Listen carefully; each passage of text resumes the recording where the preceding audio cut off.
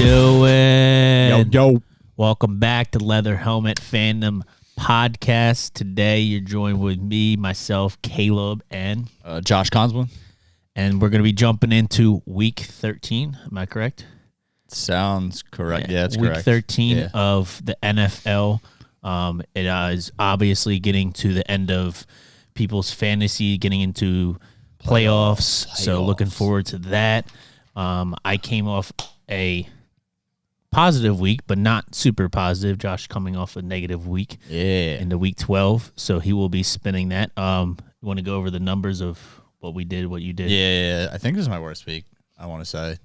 Felt like it. If not, definitely the second. Negative 12.4 units for myself, and Caleb ended up positive 1.75. So on the year, I dropped down to the 30s, so I'm at 38 units positive. Caleb's back in the positive, so he's at plus 3.15. Okay. 3.05. Let's just say 3. Yeah, so just about that. So we're just over 40 combined. Not bad at all for a season. So just trying to bounce back after a poor week myself. I think I still feel good about my bets. Some of them looked all right. Like Jonathan Taylor was having a rough start. I had his under. It was like 79, and he went over on like his last drive. What happened to your lock? Yeah, Brady threw an interception. I kind of like missed it. I saw like the replay. I'm like, all right. It was ugly. I mean, it looked ugly, but at the same time, like he only threw one interception. I don't know. All it took though. That's all it took. Yeah, that was. I think that was the tough part about a lot of my plays is just one. Needed one play to ruin me. Any of them that you thought should have hit but didn't hit that you remember? I mean the Jonathan Taylor one was definitely the under. I thought should have hit. Oh, he went over? Yeah, he got like almost 90 yards. Wow. Okay. That's impressive. I thought he went on the under, but okay. Yeah. Other than that, I mean, none of them were like way off, but I wasn't super surprised either way. They kind of were. The line was almost. All right. Like I said, I took 2 under interceptions. I had took Kirk. Kirk was a lot of uncharacteristic of him to throw one, but at the same time, it kind of made sense. It was only 1 interception. I'm trying to remember the rest. Yeah, I mean, nothing that turned out well for me. I think my lock just killed me. Yeah. Like always, if you're going to hit it, it's going to save you. If you're going to miss it, you're going to lose. I guess that's why locks are locks. That's why I didn't really like it. Just because I feel like it's very hit or miss. Not even, like, obviously, I feel like it's more of, it's not going to happen as far as him not throwing an interception, especially with how much he's been throwing interceptions, but it's just more or less like it's one thing that's like, that can happen easily and just like a play happening. So. The one I think was a bad beat for me. I thought was going to hit. Joe Burrow, I had him for completions over 23 and a half, and he had 16 completions at halftime. No, he had 16. He had 16 at halftime. Who'd they play? Play the Steelers. Oh, they had 16 at halftime. He had 16 and a half completions. Yeah, they so he only needed 7 more completions in a whole half, and he only had 4 more. I mean, 16 is low for the first half, regardless, but that just shows how hard 16 completions. Yeah, Nixon ran all over them. That was a pathetic. Only game. needed. He threw the ball. I don't know, like 6 more times the rest of the game. Not even. So that was a little disappointing. I'm like, just give him a little dump pass or something. Yeah, that's what happens when Watt's out and your whole basically starting front is out. Oh, Watt played. Did he play? Oh, he did play. Yeah, he did play. That was the week before that. I guess it's just because Tuitt's out and fucking Alualu was still out. So our rush defense has been horrible lately. But anyway, as far as my Week 12 recap, obviously I hit my lock. I think it's my second week hit my lock. Yeah. Tyler Boyd under 44.5 receiving yards. Yeah, it was way under. Yeah, went way under.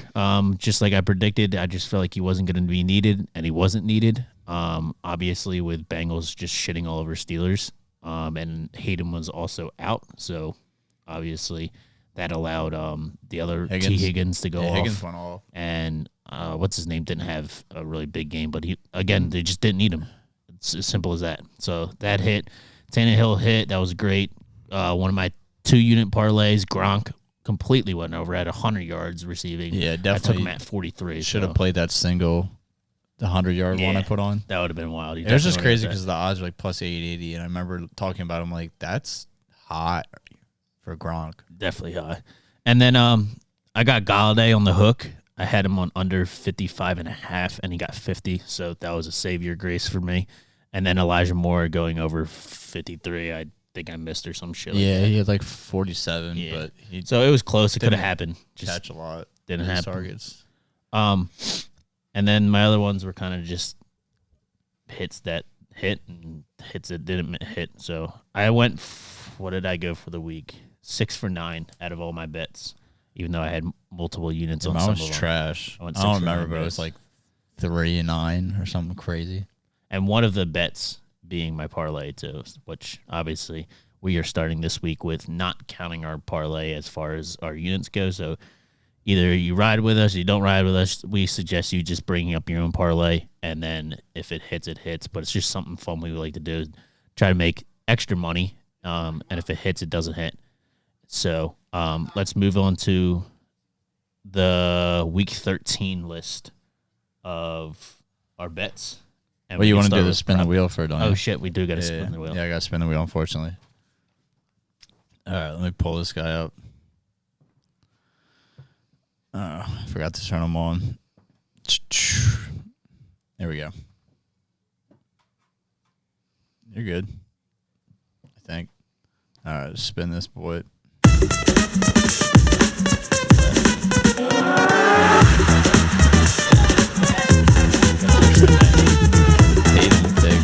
Hate him pick. Spin? Yeah. I think it's on Hate 'em. Yeah, it's spin. You didn't hear the music? I didn't see All right, it. so we're at Hate 'em pick. So I got to pick one player that I hate and take a bet on him. Is it over? So I got a list of guys I wrote down. So I got any Eagles player, James Conner, any Patriots player. And these are all more, not really players I hate. Well, some of them I do, but more just guys that I don't like betting on because they're inconsistent in my eyes. I got Jamar Chase, Jonathan Taylor, Tom Brady, and any 49ers running back. All right, I'll let you pick since if I picked, I feel like I would pick the easy Jonathan Taylor. Favoring and stuff. So what are we doing? All right, I'm gonna let you pick. Unit? Well, normally I would pick, but I got to put one unit on an over on a guy I hate betting on. Like right, pretty much. You always talk about it, I'm just gonna say any Eagles player, go for it. I don't care what you do. Oh my god! All right. You always say how much you hate him, so I feel like that's fair. Anytime I don't know. It's people say not to bet on your own take team. the wheel off. Oh yeah. When I ever bet on Sixers or whatnot, they usually let me down. Like I just bet the Sixers over. It was like 196 versus the Celtics. That was pathetic. And the game like ended at 160. Yeah. Like 165. I'm like, okay, this is watching college basketball, I guess. I'm like, yeah, only my luck. I said to you too. I was like, I would hate for them to go under this and then. I mean, I did it because of the promo. I was like, yeah, I understood. But it's just wow that it hit or that it didn't hit. Should I say? And it wasn't even like let me watch the game because it's close. Like, nah, it was like first half. There was like 70 points. I'm like, yeah, I'm just going to bed. This is scratched. Well, you find that, and then a day later, I bet on Embiid to get double, and then Sixers to win, and they win by I think 2 points, maybe 1 point versus. Yeah, I feel like you do well when you bet on the Sixers, but I definitely don't. That's why I just stay away from. I get lucky though. Sometimes it doesn't hit, but they come very, very close to not hitting. Just pull my phone out. I say you just pick someone and then just be like, all right, I'm gonna rock with that number. What? Yeah, I gotta see the numbers. What do you mean? All right, I'm just gonna pick somebody.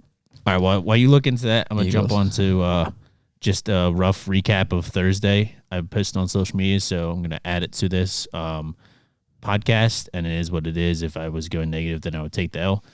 But it was Cowboys versus who was it? Why can't I think of it? Thursday night game. Cowboys or Saints. Saints. Oh yeah, shit. I gotta go to mine too. Lamb went. I took CD Lamb's over 61.5 receiving yards at 2 units minus 110. That hit, and then I took Dalton Schultz under at 42.5 minus 110 for one unit. That missed. I got railed on the hook. He had 43 yards. I kind of thought Cooper would be used more, but he really wasn't used at all, basically. Maybe like 5 plays max, I want to say. So it kind of hurt that bet, but it is what it is. I missed on the hook. What are you going to do about it? Obviously, Vegas is winning big time when they're betting or they're putting the line at the hook, and I'm just going to chalk it up to that. It's like plus 9.9 units or some shit like that on the week starting off. So it's better than being negative on the week. And I think, Josh, you have a recap of your Thursday game too. Yeah, so I just doubled up on Taysom. I took 2 units on his anytime touchdown and then a half unit on his 2+ touchdowns. Neither hit. I still don't think it was an awful bet just because how much he ran the ball. And they had a lot of momentum on some of the drives when he had like 2 20-yard rushes in a row. They just fell short when they got in there close to the red zone. So, yeah, starting the week off at negative 2.5, never great, but I actually feel good about a lot of lines I got in. They did come out really late this week. Like, I didn't see any until Friday at night that I actually liked. But going back to my my spin wheel punishment, there's literally only one line on FanDuel out for the Eagles, so I guess I got to take it. Miles for rushing Sanders, and receiving? yeah, and passing. I don't know what the hell's up. Oh, because Hurts is still questionable. That's why. But I don't know. So they take out every. It is what it is. What is it? You got to take? Honestly, yeah, I guess I have to because there's no other line. I'm taking over 65.5 rushing yards for Miles Sanders. I actually took his over last week and hit just by a couple yards. So I still like this since the Eagles are rushing the ball more, but he only got 9 attempts last week, so that was kind of sus. But I guess they were behind. Not that they were behind by a lot though. So they also played the Giants, and like I told you, I don't know if it was in the cast, but I definitely told you in person, or maybe it was Dad. I said Scott usually gets used a lot more, and he did get used a decent amount, obviously. Yeah, he did. So they're not playing Giants anymore, so hopefully Scott just gets used less, then you actually hit it, so then you can not be -3 at that point. Yeah, right? I mean, he's still running it. He only had 9 attempts, and he went over 64 yards. So that's pretty good yards per carry. So hopefully he just gets to work. Put 1 unit on that. I still don't like it. I hate Eagles bets, but I mean, last time I had a bet because the wheel actually hit on my Derrick Henry, so I'll take it. Yeah. You got lucky on that one because you had Derrick Henry on your team, and Henry was just popping off. I took the under. I didn't really have anyone that was take consistent. the under, oh, you did? Yeah, it was the hypocrisy, like taking under on. Oh yeah, but you took the under as like far 120 as receiving and rushing. Yeah, yeah. So that's why you got it. Yeah.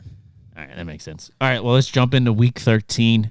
Obviously, we talked about Thursday. Let's get into the Sunday night games, possibly Monday night, depending on Josh looked into it. I really didn't, and I doubt they even have props. Start off with my first one. Been here before. Going to keep looking at it throughout the year. TJ Hawkinson over 42.5 receiving yards at -114. This time I'm doing something weird just to try to balance out some numbers so I don't go negative. 1.5 units. He hit this over 6 out of 11 games. Only had 35 yards the last week and has never went back-to-back on this under. Who are they playing? Why can't I think of it? The Lions get Bucks, I want to say. No, I don't he only had so. 22 when he played versus the Vikings they're playing.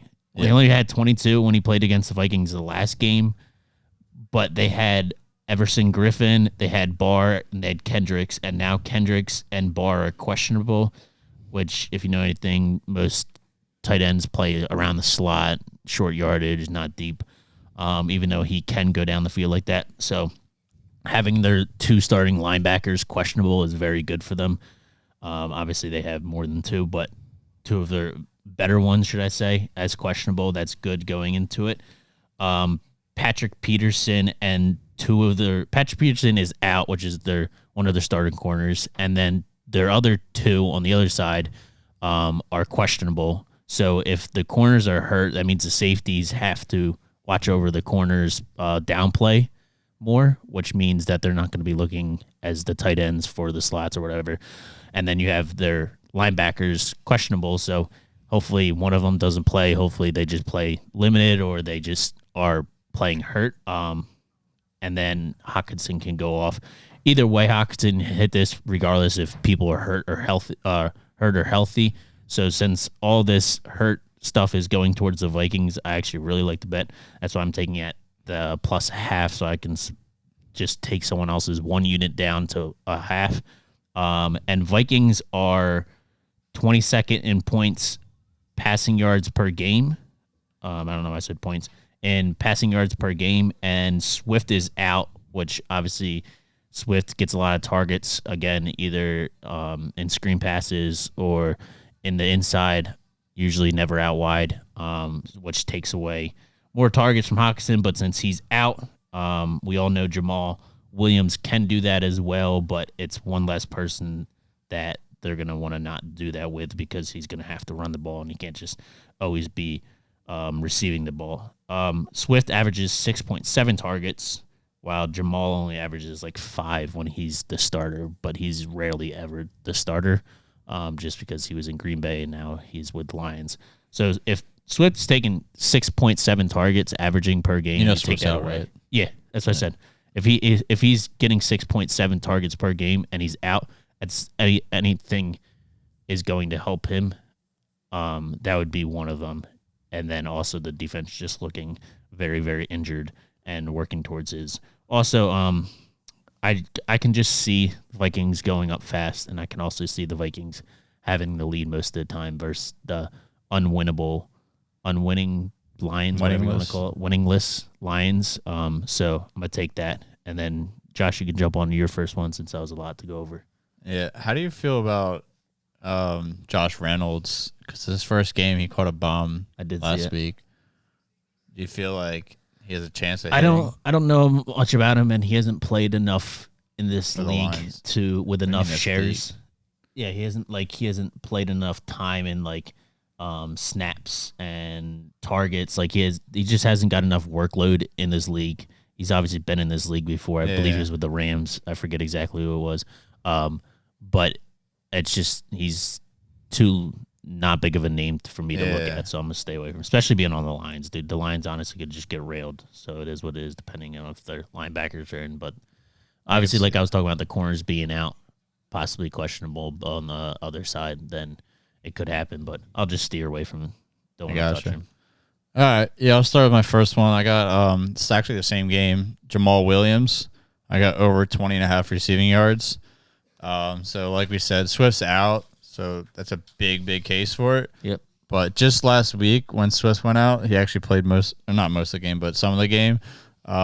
Jamal Williams saw 5 targets with Swift's absence. He's a 92% catch rate on the year, so he's not really missing any of those targets. And the Lions themselves, not just Swift or Jamal, but together, they're targeting their running backs an average of over 9 times a game. So I expect him to get at least 7 targets and him to catch at least 5 of them. And if he gets 5 receptions, I would expect the man to go over 20 yards. So I really like that one this week. I'm putting it at 1 unit. Let me roll on to another one. Yeah, you can go right back. So moving on to the Falcons-Bucks game. We got Kyle Pitts.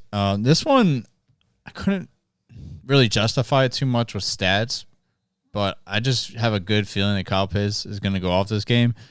So over 55.5 receiving yards at negative 114. I got 1 unit on that.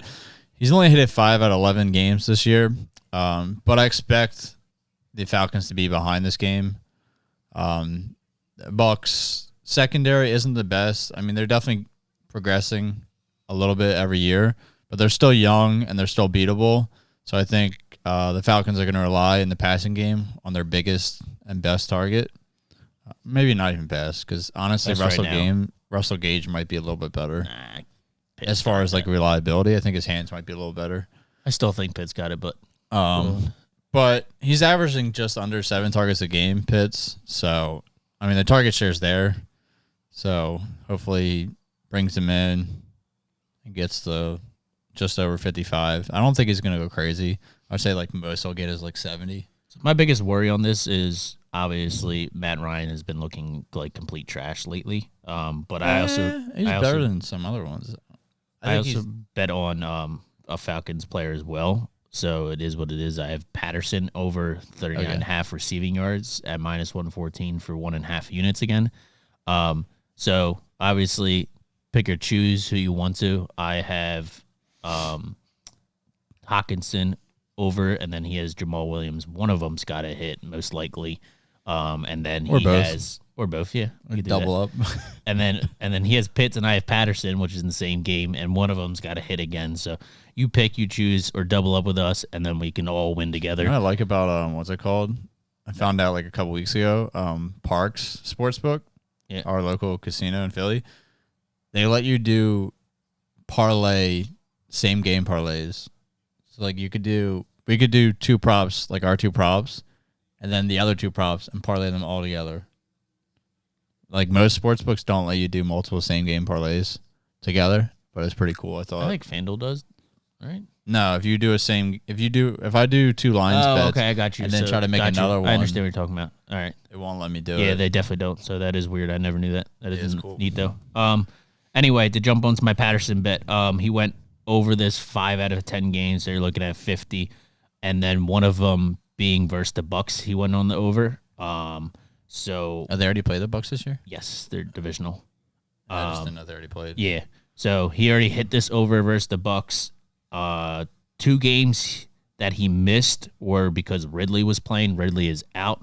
It's not because of why he missed it, but obviously Ridley's there. He's going to take up more of the share. Now Ridley's not there. And I believe Ridley was even there when they played the Bucks last time, and he still hit it. So, and then one of the other games too, he was playing the Jags, and they were up and just ran the ball all over them. So he didn't really need to be throwing to him, and plus it was him that was running all over them. So hopefully he just doesn't run on them. Bucks are also, which helps Josh's thing out too. They're first in rushing yards per game allowed, while being 20th in passing yards allowed per game. So obviously they're not going to be able to run the ball as easy, and we all know that Falcons don't really have a big rushing game other than Patterson. So if Patterson can't get going in the Bucks because they're first in passing rushing yards allowed per game, then obviously they're going to have to go through the air between one of them, because that's two of their top 3 targets other than Gage. So like I said, again, one of them has to hit it. I think Bucks should hold a lead in the entire game and force the Falcons to throw around like 35, 40 attempts, unless Matt Ryan just gets destroyed over and over and looks like trash. Then it is what it is. But I don't think they're going to run it much. So one of them's got to hit, if not both. So I'm going to take it at 1.5 units. Patterson, 39.5. Real fast, I'm going to jump back to the game we were just talking about, Vikings versus Lions. I got Alexander Madison at over 77.5 rushing yards, minus 114 for only 1 unit. Lions are 29th in rushing yards per game. With Cook being out, Madison will take almost all of the running back snaps.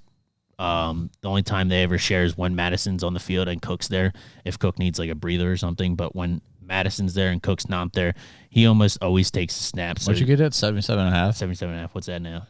I'm just looking on Parks. I don't know if it's the same, but it's 81.5. Okay, so obviously I got it trending, earlier than you guys can get it now. I would still take it at the 81. Going forward, I would probably stop at like 84, 83. The last game was low scoring, and I don't think it will happen twice this year. As far as them playing each other, it was Lions versus Vikings. I think it was like 19-17 or some shit like that. So I doubt it'll happen again. And Lions will never be up during the game, I don't think. You don't think so? No, I don't think. I mean, if they do, it's very early, and then Vikings swing it right back, because Vikings will just bring it down the field.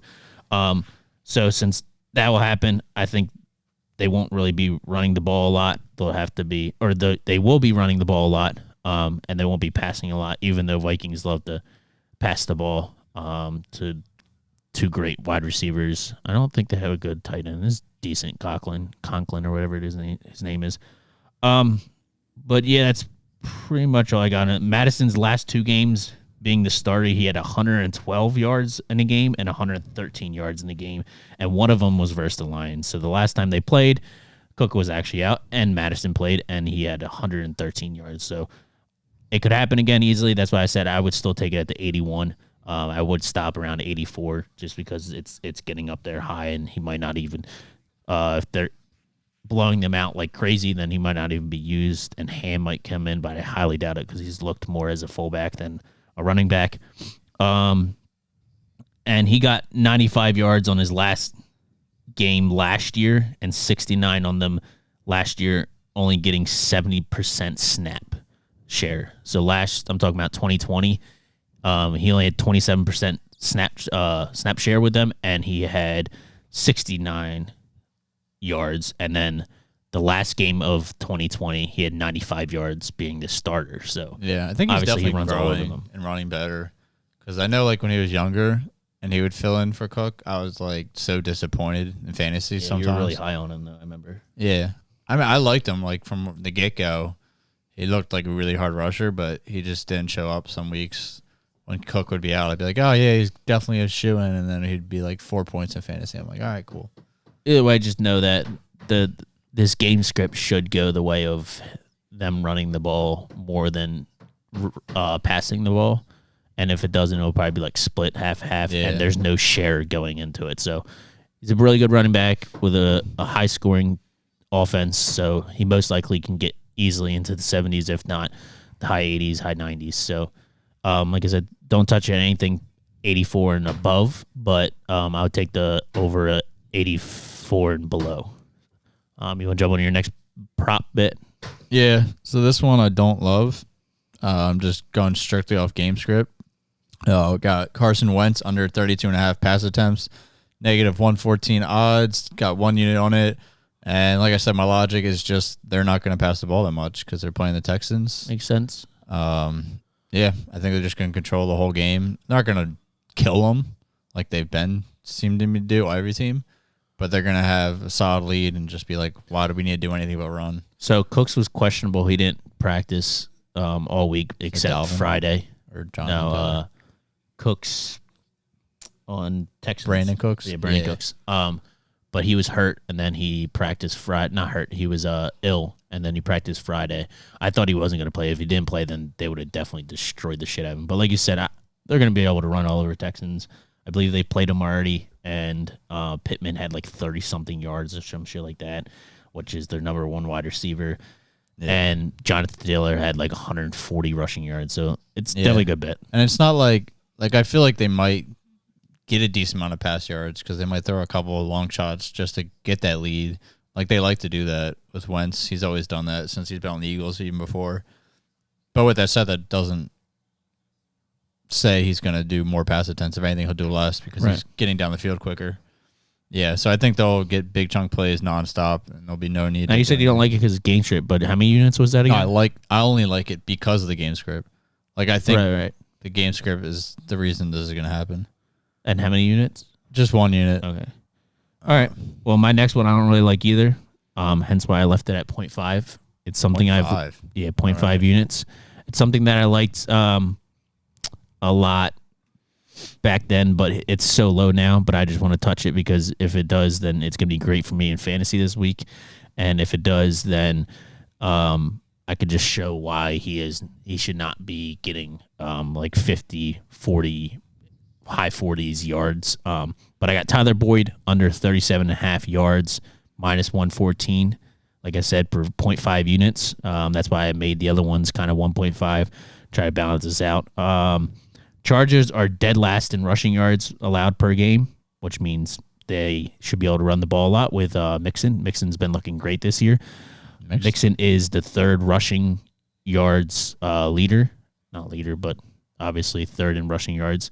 And Chargers are also fifth in passing yards allowed per game. So that means they will obviously lock down the wide receivers more than allow the game to be ran on the rushing game. So I can see, hopefully, with these numbers, them rushing the ball, especially how well Mixon's been running the ball, and not really needed. Tyler has hit this under 6 out of 11 games, so obviously higher than 50%. And then also, Chase has been looking not awful, but he just hasn't been getting the yards and the attempts that he has been. And I said that last time when I took Boyd's under, and he still just hasn't got that target. So eventually the target share has got to go up, or that yards, it's, as far as him, has to go up. But the only thing that scares me, which is why I'm taking that 0.5 unit, is this game could be like a back and forth game, high scoring. So then he could easily hit this over by like two catches, something like that. And it also could just be like Chargers going up very fast, and then Bengals having to come back, and they could easily come back too with how good their offense has been looking. So it just wearies me. So I'm going to take it at the 0.5 and move on with it. What's your next one? I got Hunter Renfrow. I took his under a lot this year for longest reception, but this week I like him to go over 6.5 receptions. I got it at plus 120, so pretty good odds. 1 unit on it. Main reasons: Waller's out this week. Waller's never really been out ever, if you look back. So it's kind of hard to judge how much it'll change his target share. But regardless, Renfrow in his last 5 games has hit this 4 times. He's very, very good hands, and his connection with Carr is probably the best on the team. Easily. So I see him going to his favorite target with Waller being out. Well, he's doubtful, but most likely out. So see at least 9 targets, if not double digits. And for him not to pull down 7 would be pretty uncharacteristic of him. So especially being like a slot guy, right? Yeah, mostly slot. But, I mean, they're going to look for him all over the field in this game. Definitely. With Waller out. He's got to branch out because Waller's out, and then they obviously lost 2 of their other wide receivers because of off-the-field shit. But yeah. All right, let's jump on to your next one then. Yeah, so going back to your game with the Chargers game, so I actually kind of have a little bit contradicting just on what you went over, not really more so your prop. But I expect a lower scoring game than anticipated, at least. So the over-under right now is at 49.5, which isn't too high, but I think it's really going to fall into the 40s and lower just because both these teams are really making that playoff push, and they're really at the cusp of making it or not making it. Mm-hmm. Chargers secondary, like you were saying, is very good, especially against deep threats. So getting to my actual prop of this whole thing is T. Higgins under 21.5 longest reception at negative 110. I got 1 unit on it.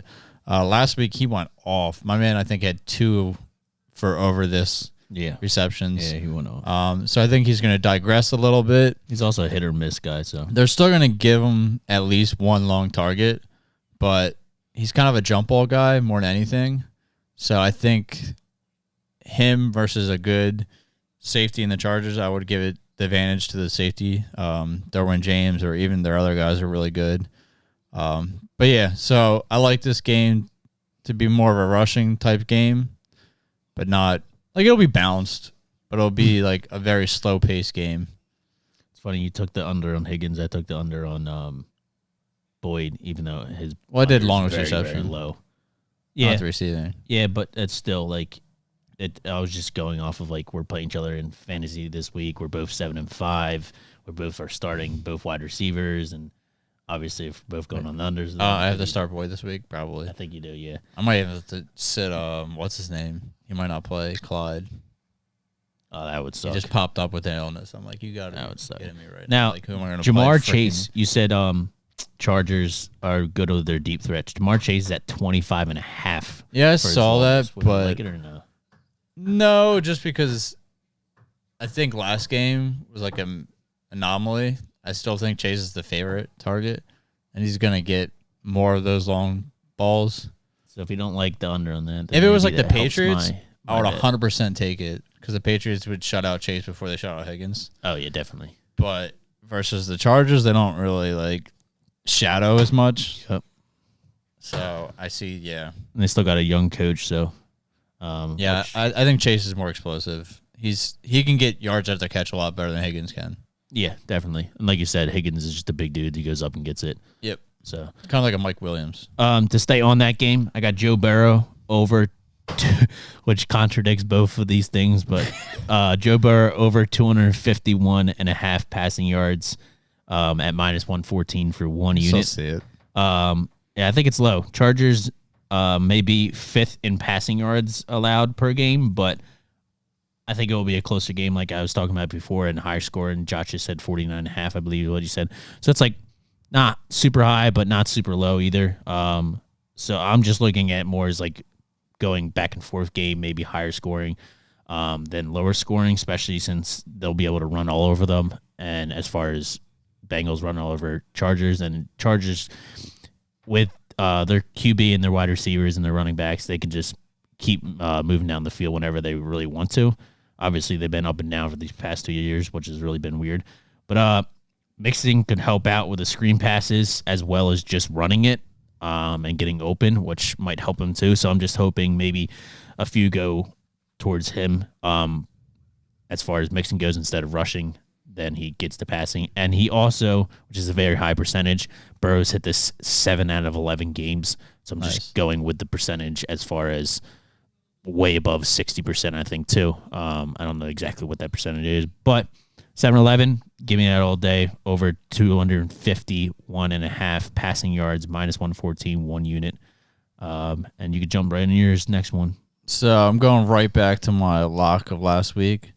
I'm going to keep it at 1 unit, even though I was tempted to like double lock it, just back to back and say this man's not going to do it again.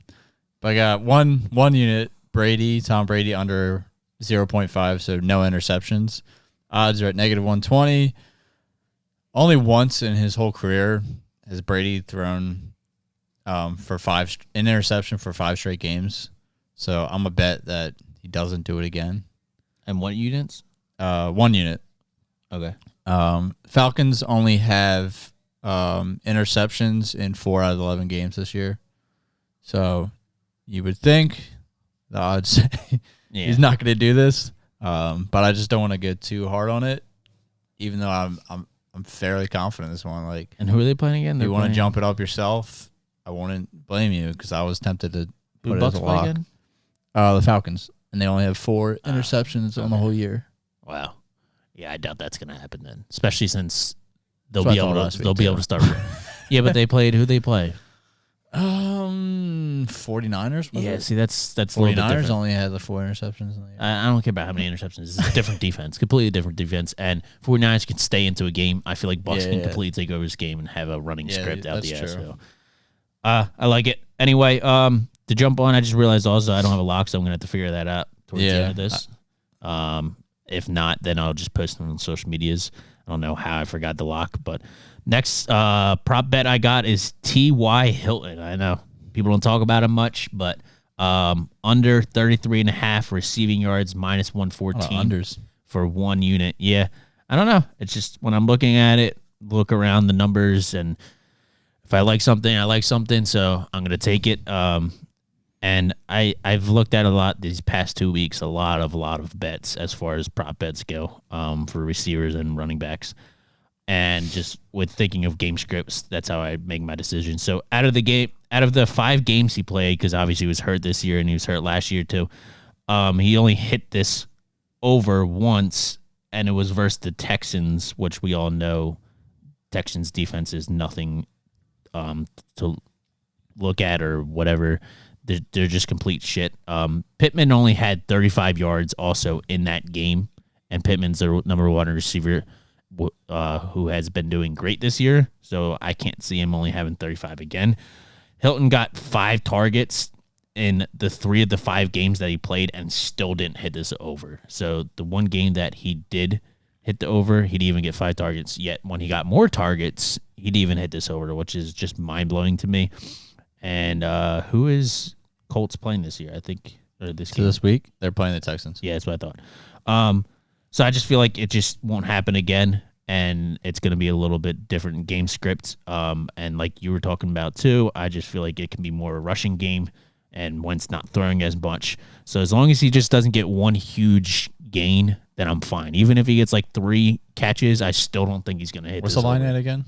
33.5 at minus 114. What do you have it at? You mean what is it currently? Yeah, at? what is it currently at? I'm pretty sure it's that because I just did it like a few minutes ago. But I just feel like that's what's going to happen as far as game script. It's going to be more rushed. Yeah, They're it's just going to still blow them there. out. And I just think it's going to happen more than not. So I'm just easily Yeah. going to take it at the Last week, 1 unit. I think all the deep shots weren't to Hilton. It was Pascal and Dalton. You call it like one big bomb. Yeah, I know who you're talking about. But the thing is like I just feel like if it's going to go to someone, it's not going to be him. You got 2 tight ends, Doyle and Mo Cox or whatever his name is, and then you have Cox. Yeah, and then you have Hines too that can come in and catch it. You have Taylor that can catch the ball. It's game script to not be like that, so I just like it. And like I said, even when he gets 5 targets, he's never hit it. So obviously, this man just doesn't really get targeted much, and when he does, it's just not anything deep. So I'm gonna take it and move on. What's your next prop? I only got one more. So I actually just added another one. Okay. So going back to the one we were supposed to ride all year, but my man got hurt, and he might not even play again. But Clyde Edwards-Helaire, it's only on DraftKings, but his longest rush under 14.5 yards. They play the Broncos, so I think this is actually a great matchup for this prop. The Broncos should be able to hold him and contain him. I like it. He's ill, so if he does play, he should play even more hampered or less snaps. I got 1 unit on that at negative 115, so I like that. I can run through some higher 1 unit ones. So into my 1.5 unit plays, I got Dawson Knox over 31.5 receiving yards at negative 114. I like it. Yeah, I think play Patriots. The Patriots are going to focus on shutting out Stephon Diggs, locking him down. Dawson Knox has always been a safety blanket. He's actually been under the radar, mainly because he's been hurt this year. But I think he's one of the top tight ends as far as TDs and just getting the targets. He looked great right before he got hurt. Yeah, and he looked. Off. I think he looked good last week. Yep.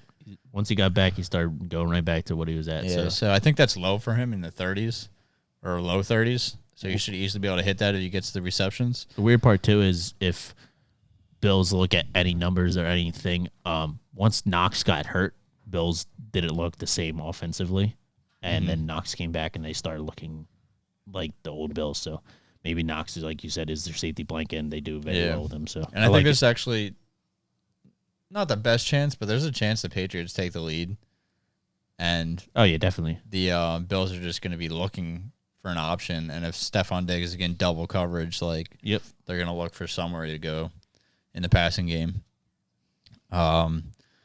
My next 1.5 unit play, I got Austin Eckler under 98.5 rushing and receiving yards. Sheesh. That's pretty low for him. Yeah, he's been in the it's because it keeps going down. I've actually bet this under off the podcast like 2 or 3 times in a row, and it's hit almost every time. I think I'm at least 2 or 3, maybe 3 and 3. But it's negative 115 odds, and he's just slowly.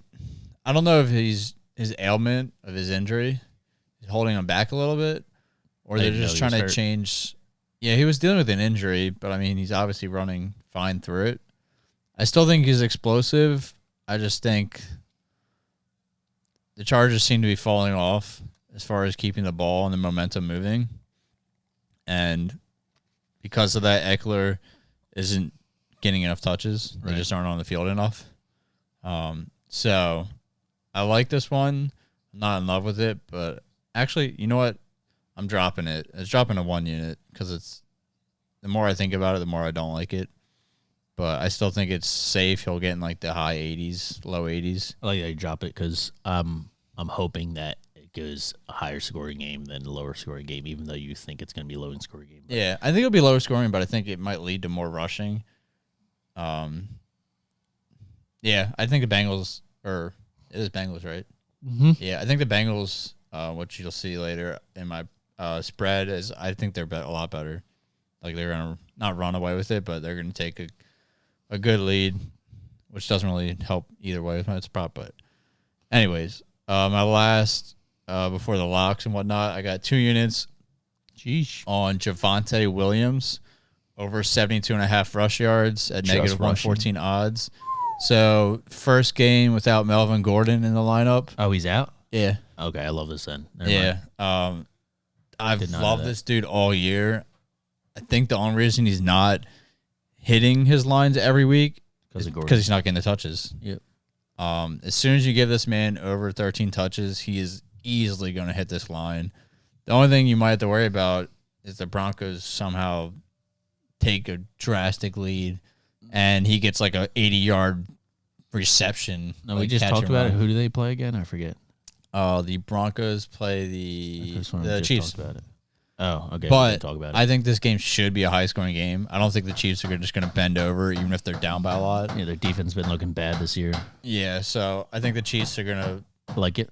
Continue their momentum on the offensive side. They've been actually scoring points again. I think they beat the Raiders like 40-some points to like 15 or something. I don't know. Yep. So, yeah, I like this one a lot.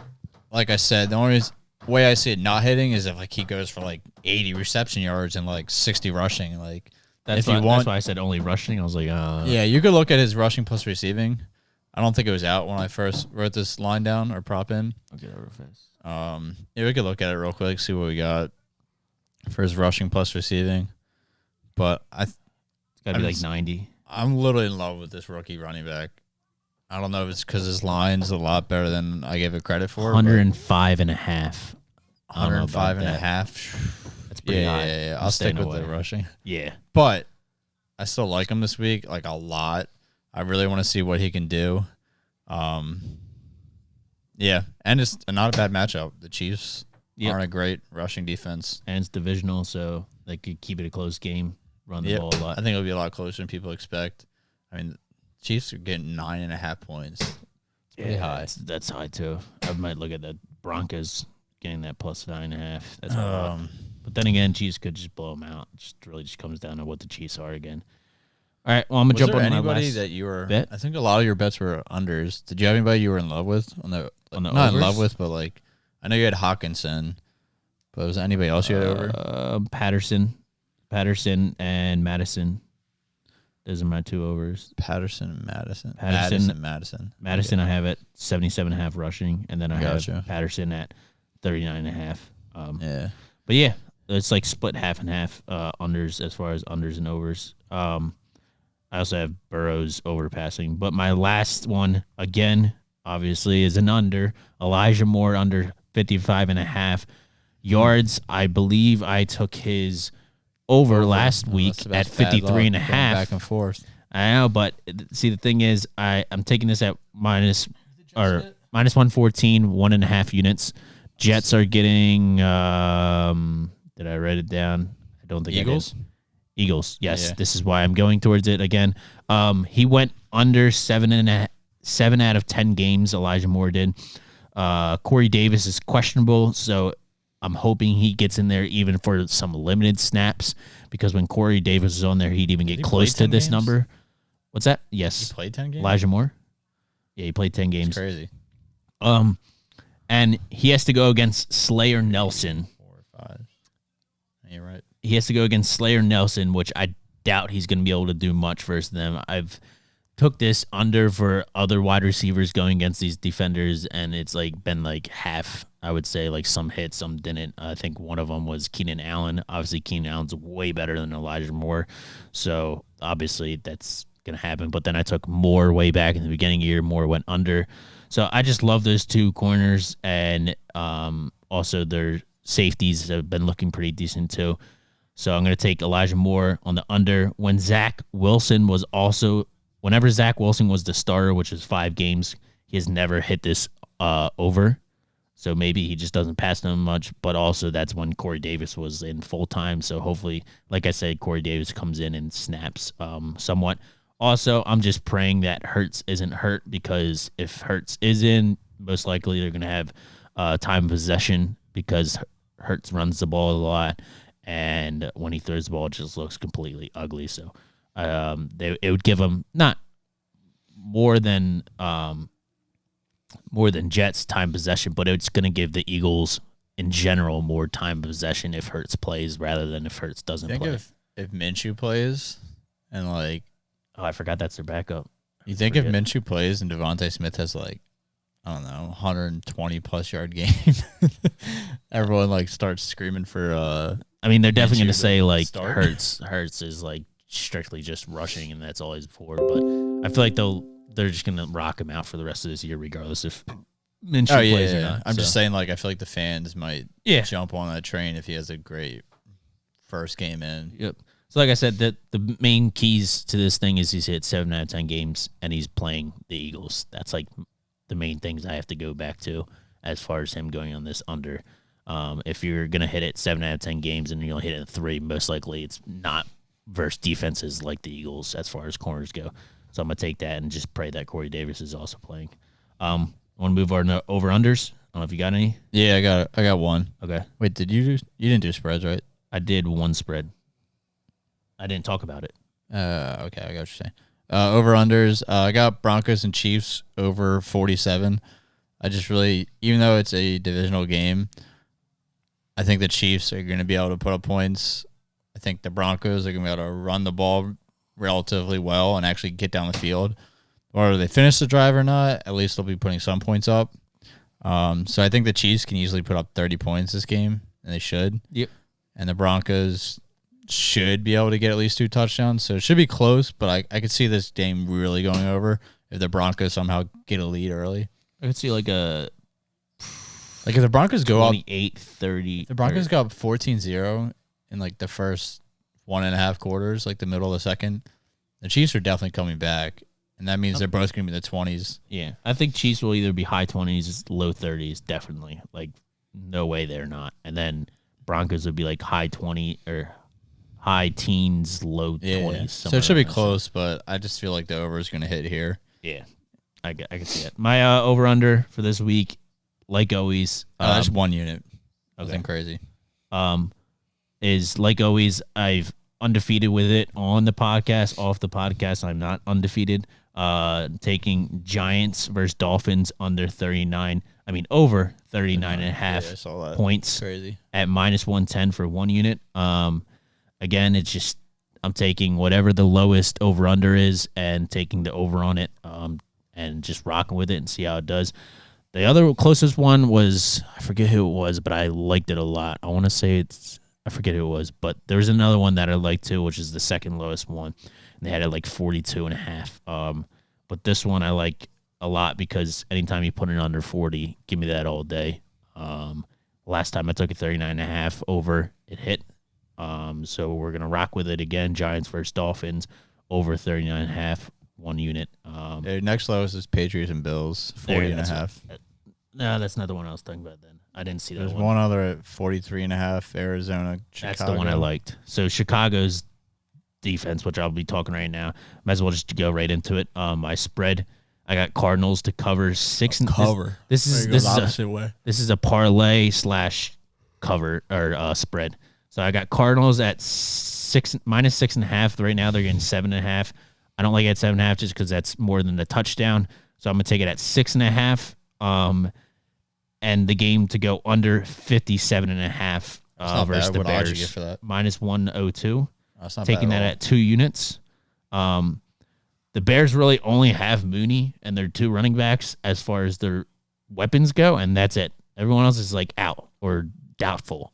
So if all you're going to give me is Mooney and their tight ends with their running backs, which their tight ends are nothing to bark at, it's just like I'm going to easily think this game is not going to go on the over 57.5. And then I could easily see the Cardinals winning if Murray's there. If Murray's not there, I could still see them winning, but not as easy. Right now he's questionable.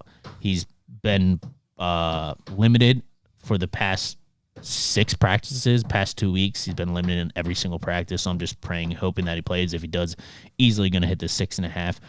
If he doesn't play, then it's going to be a little bit harder. But Dalton, Red Rocket out of the socket, is playing.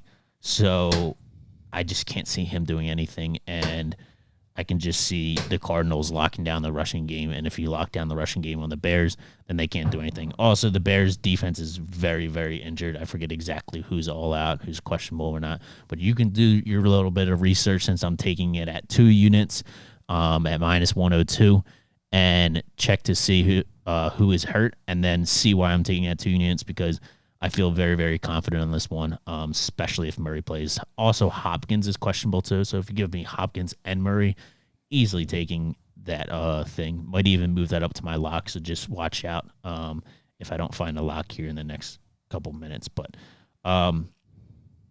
I also have one other one. Just depends on how my early windows go.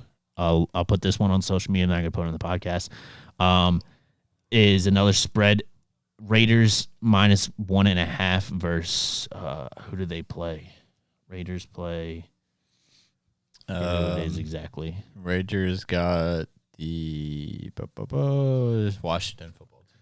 Washington football team. So I just feel like with playoffs coming and approaching, and Raiders can make it into the playoffs, it's going to be very hard with obviously Chargers and Chiefs. Broncos. Yeah, but they can still do it. I believe they're 6-5, and Washington has a little bit less hope. They also just lost last week when they needed to win to have any hope. But now I just feel like they have less hope, and I'm just going to take it strictly because I can see the Raiders winning it at minus 1.5. I'm going to easily take it, and it could move up to minus 2.5. I'm still going to take it. Anything under 3, I'll take for 1 unit, but I'll put it on social media if I take it or not. If I don't take it, just want to throw it out there if you guys want to look into it. And you got any spreads? Well, I take a look at my lock. I already mentioned it, but I like the Bengals a lot this week. They're at home. I think they're a way better defense overall compared to the Chargers, between slowing down the rush and just keeping everybody contained. So I think they're going to play a lot more aggressive ball. The Chargers don't play super aggressive as far as like physically. So I like it at -3. It's negative 110 odds. Got 1 unit on that. And then the other one, I like the Dolphins this week a lot. They're also at home. I think their defense was always good, but now everyone's healthy, and they've been on a momentum kick. Some of the best secondary right now over the last couple of weeks. So I think they shut down all the receivers. Daniel Jones is supposed to be out, I believe.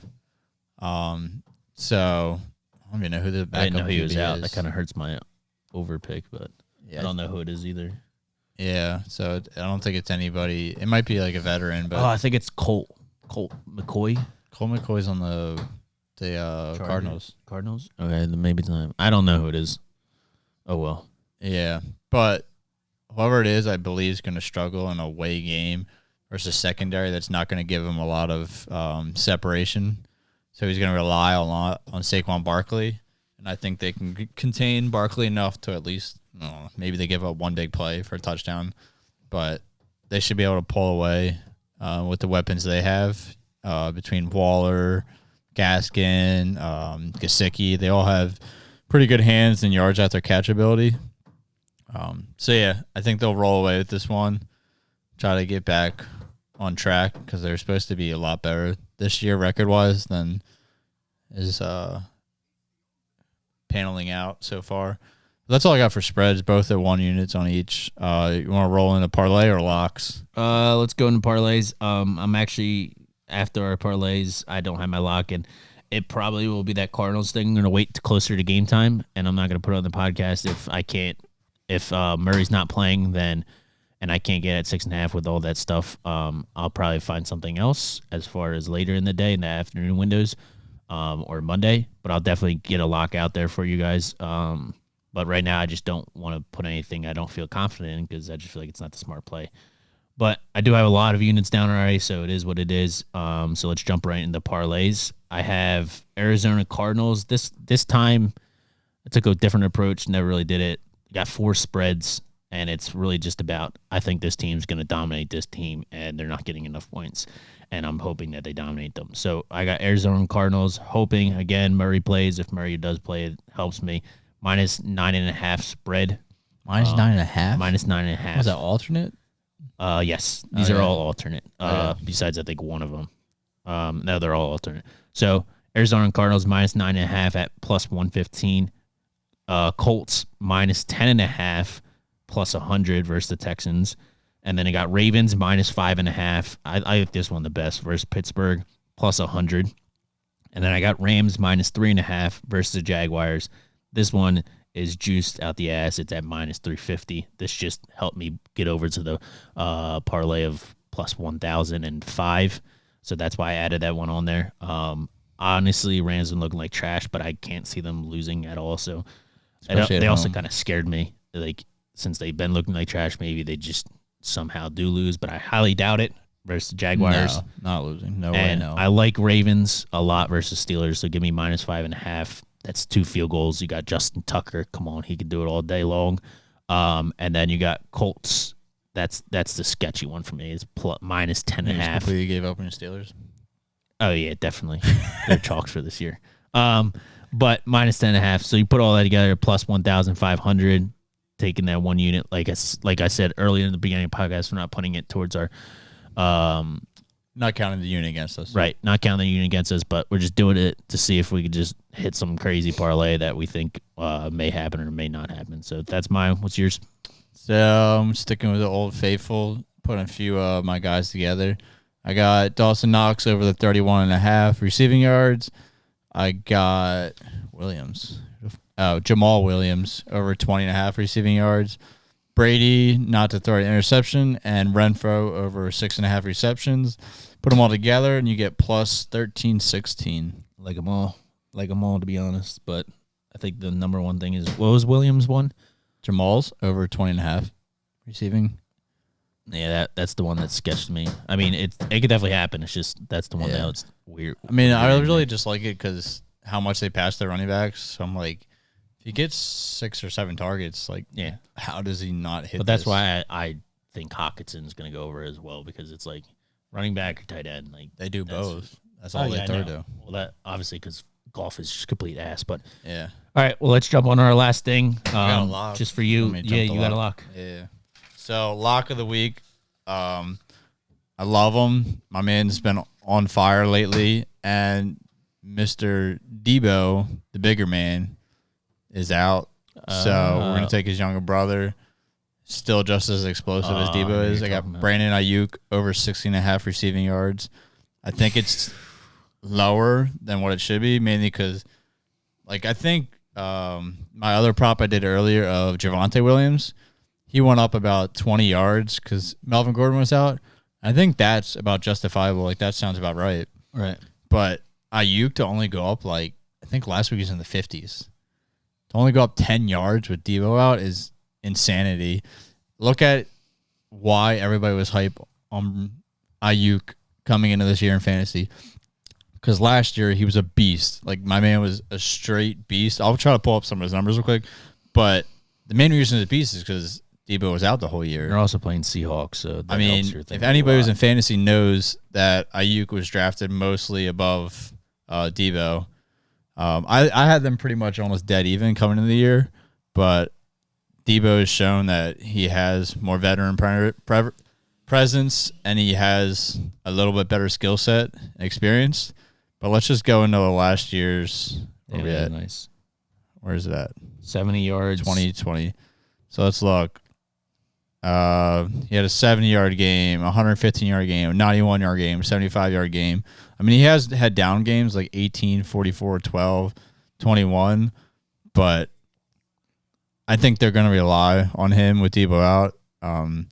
They've been relying on the receivers a lot for yards after catch because their running backs, even though Kyle Shanahan has one of the best schemes for running backs, they've all been falling short, in my opinion. Even Elijah Mitchell doesn't look that great. The rookie. Who do they get this week? Is it a good matchup? So he's 7 out of 12 last year on this over. So, and it's not an awful matchup at all. Seahawks are like middle of the pack. I think they're shit as far as their secondary goes. Their secondary? Okay, so maybe bottom of the pack. So even better. The only thing is it's not a home game.